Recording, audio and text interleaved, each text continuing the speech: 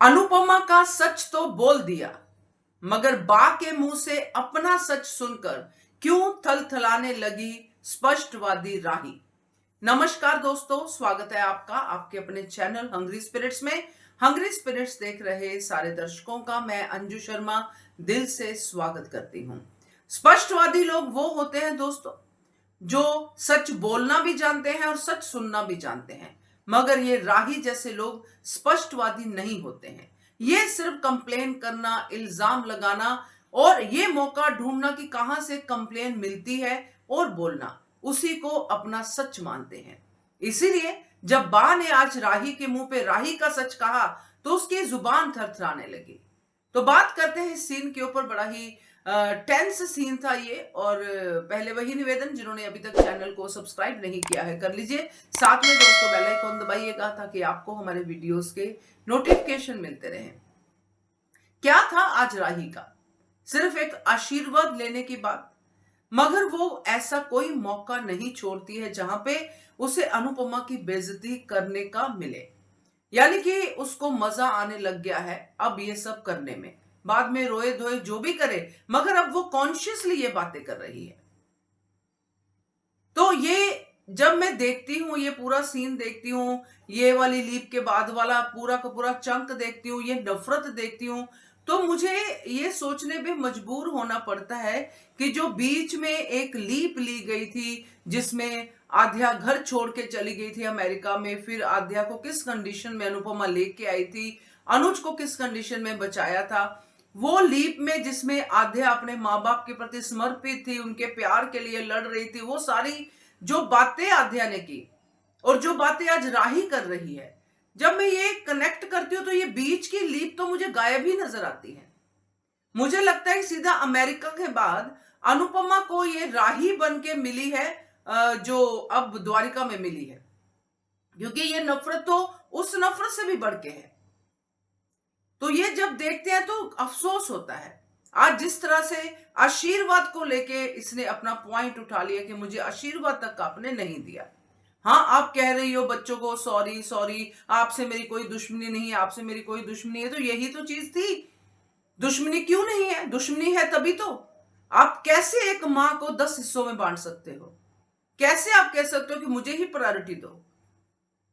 जैसी आप बेटी हो वैसे ही पाखी तोशु भी हैं, आप भी बदतमीज हो, वो भी बदतमीज है। फर्क क्या है इसमें? तो जो भी कुछ आज कंप्लेन थी राही की शाह हाउस वालों को लेके, वो बिल्कुल सच थी, उसमें कोई दो राय नहीं है। ये शाह हाउस वाले अनुपमा को यूज और अब्यूज दोनों करते हैं और राही का दुख है ये। मगर इस दुख को दिखाने के लिए और दुखी करना, ये कौन सा तरीका है कि अच्छा शाह हाउस ने आपको इतना दुख दिया है तो मैं आपको इतना दुख दूंगी, शाह हाउस वालों ने ये कहा है मैं आपको उससे डबल दूंगी। ये कौन सा तरीका है अपनी मां को मां मानने का या ना मानने का? ये जो आज राही ने किया है, अगर वो उतने ही पार्ट तक रहता तो अच्छा था, हम राही के साथ होते कि राही के साथ गलत हुआ, कंपटीशन हार गई, मगर वो कंपटीशन राही ने कोड नहीं किया। याद होगा आपको कि एक और कंपटीशन था जिसमें राही और यानी कि आध्या छोटी थी जब जो, तो छोटी को और मां को मिलके कुछ बनाना था। पहले कंपटीशन में हारी थी, दूसरे कंपटीशन में गिरते पड़ते अनुपमा वहां पे पहुंच गई थी और वहां पे दोनों ने क्राफ्ट का काम किया था और जीती थी छोटी।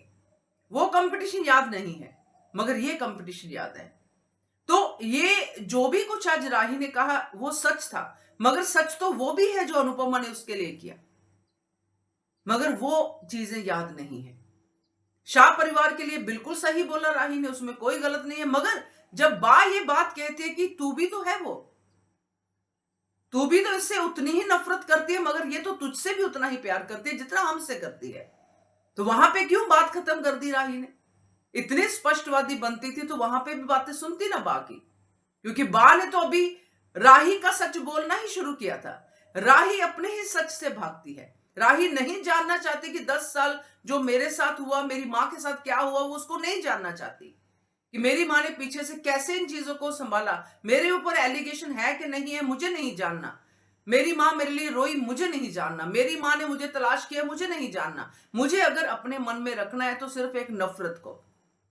तो कोई डिफरेंस नहीं है। आज बा ने दिखा दिया कि अगर शाह हाउस वालों को अनुपमा प्यार करती है इतनी नफरत के बावजूद, तो राही को भी इतनी नफरत के बावजूद प्यार करती है। मगर ये सच शाह हाउस वाले फिर भी बोल रहे हैं, मगर ये राही ये सच सुनना नहीं चाहती है। तो कहां की स्पष्टवादी राही, कहां की ये बेटी? बेटी होने का कर्ज है ये राही अनुपमा के लिए। जो उसने कहा, जो भी उसने कहा कि मुझे अनाथ आश्रम से क्यों लेके आए, तो क्या जब अनाथ आश्रम से पेरेंट्स बच्चे को लेके आते हैं तो सिर्फ पेरेंट्स का ही होता है कि बच्चों के तलवे चाटते रहो? बच्चों की कोई ड्यूटी नहीं होती है, बच्चों की कोई रिस्पॉन्सिबिलिटी नहीं होती है। बच्चे कुछ नहीं सीखते अनाथ आश्रम से।